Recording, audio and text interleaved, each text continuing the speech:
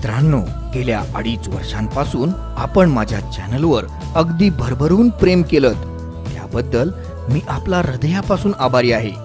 जर अजूनही कुणी माझ्या चॅनलला सबस्क्राइब केलं नसेल तर ते त्यांनी करावं अशी नम्र विनंती.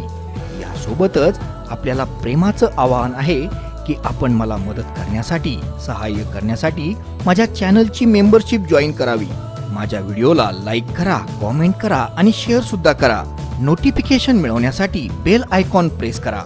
आपलं माझ्या चॅनलवर असणारं प्रेम असंच दिवसेंदिवस वृद्धिंगत होत राहो आणि माझ्याकडून नवनवीन अतिशय माहितीपूर्ण सुंदर अशा व्हिडिओंची निर्मिती होत राहावी अशीच ईश्वरचरणी प्रार्थना.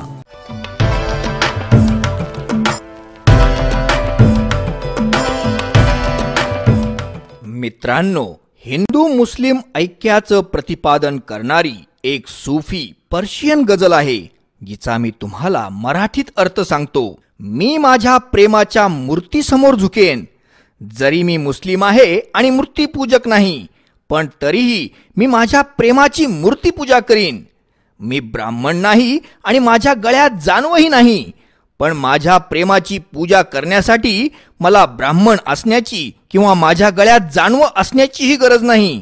मी माझ्या केसांचीच वेणी माझ्या गळ्यात एखाद्या जानव्यासारखी घालील आणि माझ्या प्रेमाच्या मूर्तीची पूजा करीन.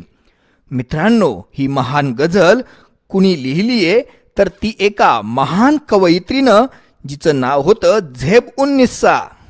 औरंगजेब बादशहाची सगळ्यात मोठी आणि सगळ्यात आवडती कन्या. ह्या झेब-उन-निस्सानं आपल्या शिवरायांना औरंगजेबाच्या कैदेतून आग्र्याहून निसटून जाण्यासाठी फार मोलाची मदत केली होती. याशिवाय आपल्या शंभूराजांना अगदी आईसारखं प्रेम दिलं होतं.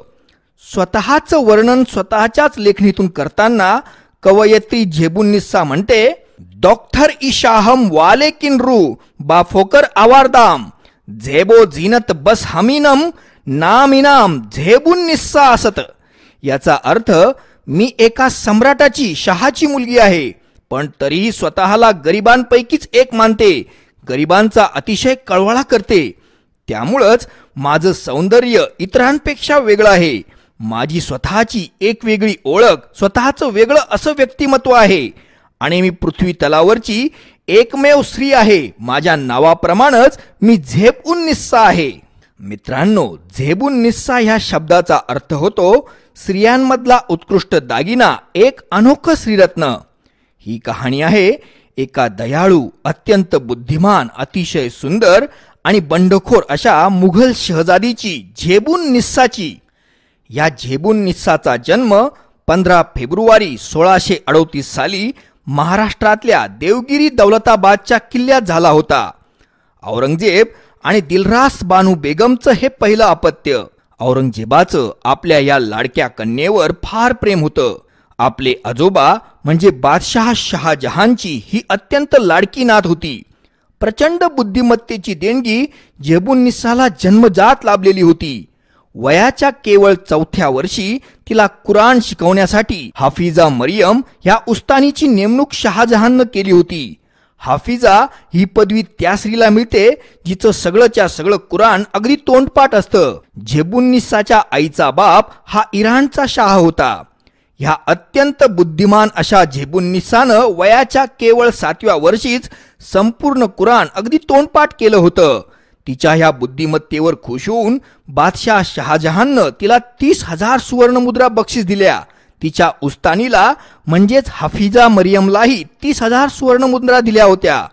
वयाच्या केवळ 7व्या वर्षीच झेब-उन-निस्सा ही हाफिजा बनली होती आणि ह्या आनंदानिमित्त संपूर्ण मुघल सल्तनतीमध्ये 2 दिवसांची पूर्णपणे सरकारी सुट्टी जाहीर करण्यात आली होती.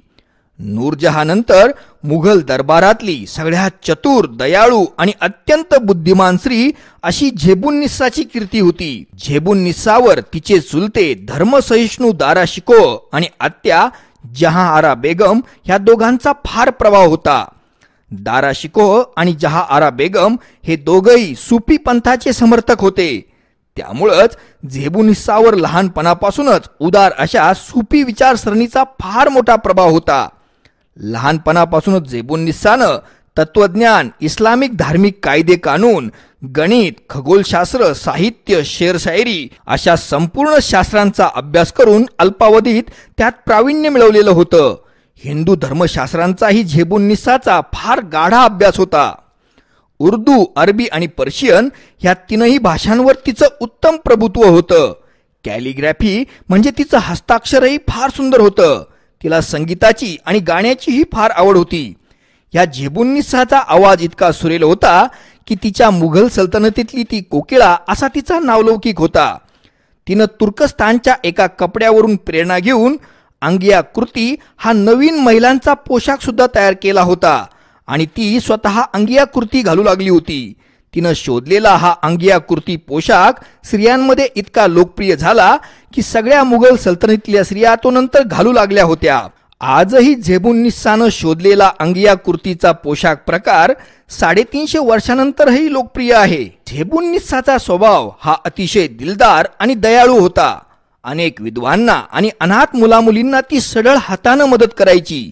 दरवर्षी हजारो लोकांना स्वखर्चानं मक्का मदिनेच्या यात्रेला, हजच्या यात्रेला पाठवायची. हिंदू देवस्थानांनाही ती भरभरून देणग्या द्यायची. तिला तिच्या आजोबाकडून म्हणजे बादशाह शहाजहानकडून दरवर्षी 4 लाख रुपयांचा सालिना तनखा मिळायचा. तो मुघल घराण्यातल्या इतर स्त्रियांपेक्षा जास्त होता. तिला वाचनाची अत्यंत आवड होती. हजारो पुस्तकांचा तिचा वैयक्तिक ग्रंथसंग्रह होता. अनेक हिंदू ग्रंथाचं, हिंदू साहित्याचं आणि धर्मशास्त्रांचं तिनं पर्शियन भाषेत अनुवाद करून घेतलेला होता. त्यासाठी अनेक विद्वानांना तिनं आपल्या पदरी नोकरीलाही ठेवलेलं होतं. शहजादी झेबुन्निसा राजधानीत फारच लोकप्रिय होती. दिसायलाही झेबुन्निसा अतिशय सुंदर होती.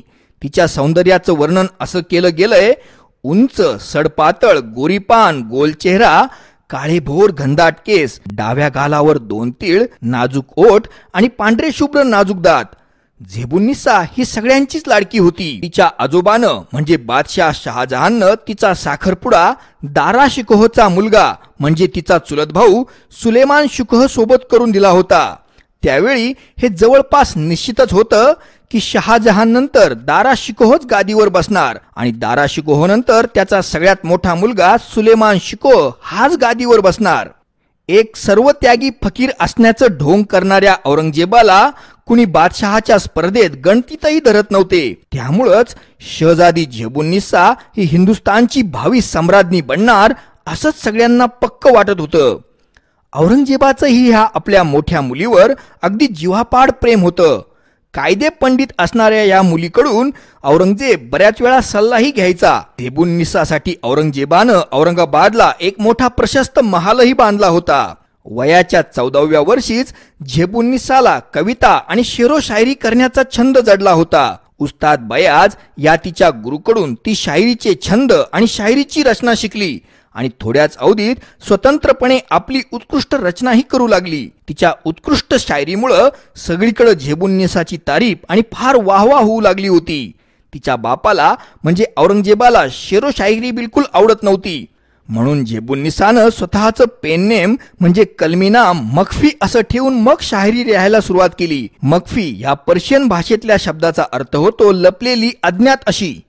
नंतर झालेल्या मुघल सत्ता संघर्षात औरंगजेब यशस्वी झाला. दारा शिकोह आणि सुलेमान शिकोह या दोघांचाही खात्मा औरंगजेबानं केला. त्यावेळी झेबुन्निसाला फारच दुःख झालं होतं, पण तिचा बिलकुल नाईलाज होता. औरंगजेबाच्या काळात मुघल दरबारात झेबुन्निसाला किती मान होता हे तुम्हाला एकाच गोष्टीवरून लक्षात येईल की जेव्हा झेबुन्निसा दरबारात यायची तेव्हा सगळ्याच शहजाद्यांनी समोर जाऊन तिचं स्वागत करायचं असा नियमच आलमगीर औरंगजेबानं बनवलेला होता. या दयाळू झेबुन्निसानं आपल्या बापानं अनेकांना दिलेली मृत्यूदंडाची शिक्षा औरंगजेबाची मनधरणी करून रद्द करून टाकली होती. अनेक जणांचा जीव या दयाळू झेबुन्निसानं वाचवलेला होता. औरंगजेबाचं आपल्या लाडक्या मुलीवर अतिशय प्रेम होतं, त्यामुळं सहसा औरंगजेब तिचं मन दुखावत नसे. औरंगजेबानं गादीवर आल्यानंतर गाणं बजावणं, शेरो शायरी या सगळ्यांवर इस्लाम विरोधी म्हणून बंदी घातली होती आणि झेबुन्निसाची फार कुचंबना झाली होती. शेरो शायरी आणि संगीत म्हणजे झेबुन्निसाचा जीव की प्राण होता. यानंतर तिनं गुपचूप कवींची, शायरांची मैफिल आपल्या महालात भरवायला सुरुवात केली.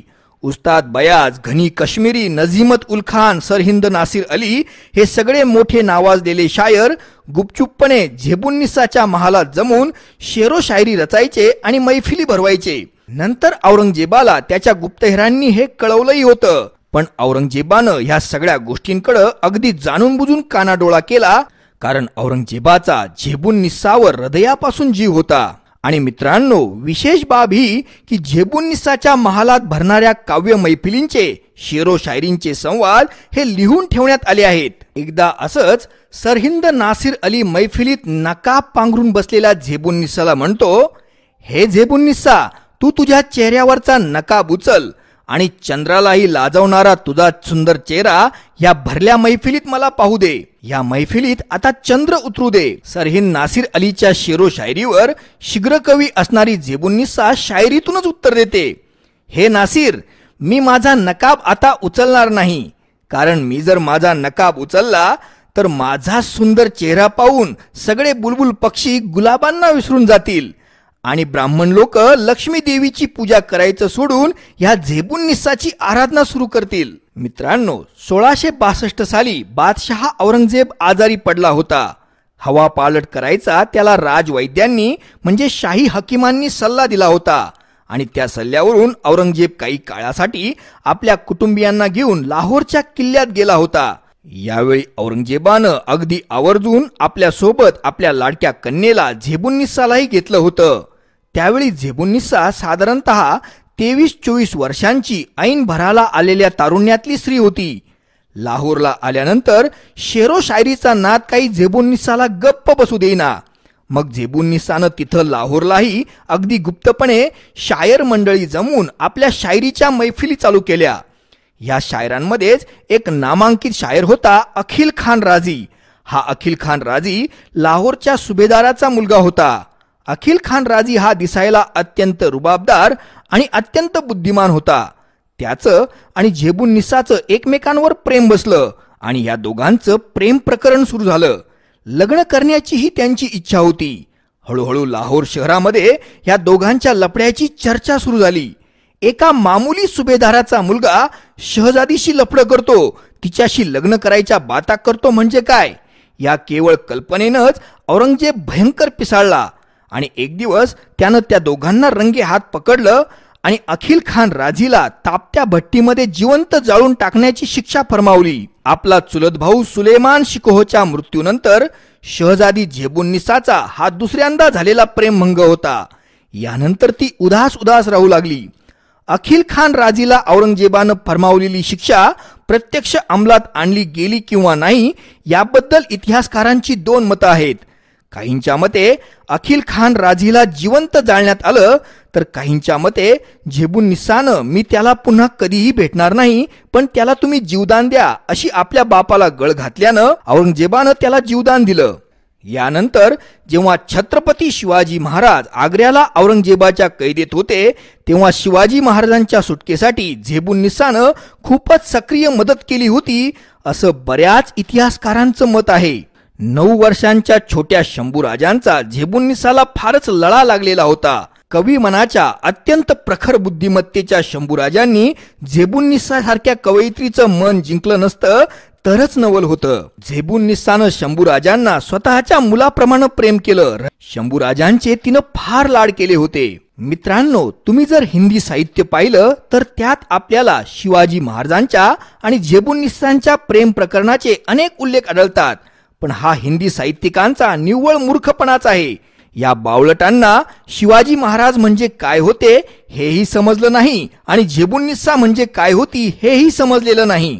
काही बिंडो गाढवांनी तर 9 वर्षांच्या शंभूराजांचं आणि 28 वर्षांच्या झेबुन्निसाचंही प्रेम प्रकरण होतं अशा मूर्खपणाच्या अफवा पसरवलेल्या आहेत. नंतरच्या काळात झेबुन्निसाला इराणचा बादशाह अब्बास याचा मुलगा शहजादा मिर्झा फारुखनंही लग्नासाठी मागणी घातली होती. तेव्हा झेबुन्निसानं अशी अट घातली होती की तू मला पहिल्यांदा इथं भेटायला ये, मग मी तुझी मुलाखत घेऊन ठरवते की तू माझ्याशी लग्न करायच्या लायकीचा आहेस किंवा नाही. म्हणजे बघा मित्रांनो, किती अभिमानी होती झेबुन्निसा. मिर्झा फारुख तिला भेटायला आला आणि तिचं सौंदर्य पाहून अगदी पागलच झाला. झेबुन्निसा समोर अक्षरशः गुडघे टेकवून तू माझ्याशी लग्न कर म्हणून फारुक तिची विनवणी करू लागला. पण तिनं फारुकला अगदी स्पष्टपणे नकार दिला. तुझी आणि माझी बौद्धिक कुवत जुळत नाही असं सांगून तिनं हा नकार दिला होता आणि आयुष्यभर अविवाहितच राहण्याचा निर्णय झेबुन्निसानं घेतला होता. झेबुन्निसाच्या प्रेम प्रकरणांबद्दल अनेक अफवा राजधानीत पसरलेल्या होत्या. पण मित्रांनो, सुंदर आणि अविवाहित मुघल स्त्रियांबद्दल अफवा पसरवत राहणं हा समाजाचा त्या काळचा एक आवडता छंद होता. खरं खोटं हे फक्त परमेश्वरालाच माहीत. यानंतर झेबुन्निसाच्या कवितांमध्ये आणि शायरीमध्ये सुफी भक्ती, कृष्ण भक्ती अशा अनेक छटा दिसतात. झेबुन्निसानं आपल्या आयुष्यात खूप सारं लिखाण केलं. त्यातल्या 15,000 काव्यपंक्ती आजही उपलब्ध आहेत. 1681 साली तिचा लहान भाऊ अकबरानं आपल्या बापाविरुद्ध मोठा उठाव केला होता. राजपूत दुर्गादास राठोडांच्या मदतीनं शहजादा अकबरानं हा उठाव केला होता. असं म्हणतात की ह्या सगळ्या उठावाची मुख्य सूत्रधार म्हणजे ही झेबुन्निसाच होती. झेबुन्निसानं औरंगजेबाच्या धर्मांध क्रूर वागण्याबद्दल आणि हिंदू द्वेषाबद्दल जळजळीत टीका करणारं एक पत्र अकबराला स्वतःच्या हस्ताक्षरात लिहिलेलं होतं. पण दुर्दैवानं हे पत्र औरंगजेबाच्याच हातात लागलं आणि औरंगजेबाची आपल्या या लाडक्या मुलीवर खप्पामर्जी झाली. राजद्रोहाच्या बगावतीच्या आरोपावरून झेबुन्निसाला 1681 साली कैद करण्यात आलं. झेबुन्निसाची सगळी शाही बिरुद, शाही तनखा आणि तिची शाही जहागिरी जप्त करण्यात आली. तिला नजर कैद करून सलीमगडमध्ये ठेवण्यात आलं. आणि मित्रांनो, ह्याच आपल्या बापाच्या कैदेमध्ये असताना 20 वर्षानंतर म्हणजे 26 मे 1702 रोजी झेबुन्निसा या महान श्रीरत्नाचा, महान कवयित्रीचा आपल्या वयाच्या 64व्या वर्षी मृत्यू झाला. कैदेत जरी असली तरी ही झेबुन्निसाची शायरी आणि लेखणी मात्र चालूच राहिली होती. नंतर झेबुन्निसानं लिहिलेल्या एका उदास अशा शायरीत ती स्वतःबद्दलच लिहिते, मख्फी हा प्रेमाचा रस्ता आहे आणि तुला एकट्यानंच चालावं लागणार आहे. तुझ्याशी मैत्री करायला आता कुणीही योग्य नाही आणि आता तर परमेश्वरही तुझा मित्र नाही. मित्रांनो, या महान कवयित्रीच्या, महान श्रीरत्नाच्या मृत्यूनंतर तिनं लिहिलेल्या शायरीवर आधारित 4 पुस्तकं आतापर्यंत प्रकाशित झाली आहेत. ती आजही उपलब्ध आहेत आणि फारच सुंदर आहेत. या पुस्तकांची नावं आहेत दिवानी मख्फी, मोहसिस उल रोह, झेबुल मनशान आणि झेबुल तफसीर. मित्रांनो, जर कधी दिल्लीच्या तख्तावर औरंगजेब ऐवजी दारा शिकोह आणि त्यानंतर त्याचा मुलगा सलमान शिकोह हे जर आले असते आणि ही दयाळू झेबुन्निसा जर हिंदुस्थानची सम्राज्ञी बनली असती तर हिंदुस्थानचा आजचा इतिहास काही वेगळाच असता. मित्रांनो, अशाच सुंदर सुंदर कहाण्या आणि किस्से ऐकण्यासाठी आपण माझ्या YouTube चॅनलला भेट द्या. आपल्या प्रोत्साहनाची मला गरज आहे. मला प्रोत्साहन देण्यासाठी आपण माझ्या YouTube चॅनलला सबस्क्राईब करा. माझ्या व्हिडिओला लाईक करा, कॉमेंट करा आणि शेअर सुद्धा करा. आपले खूप खूप धन्यवाद.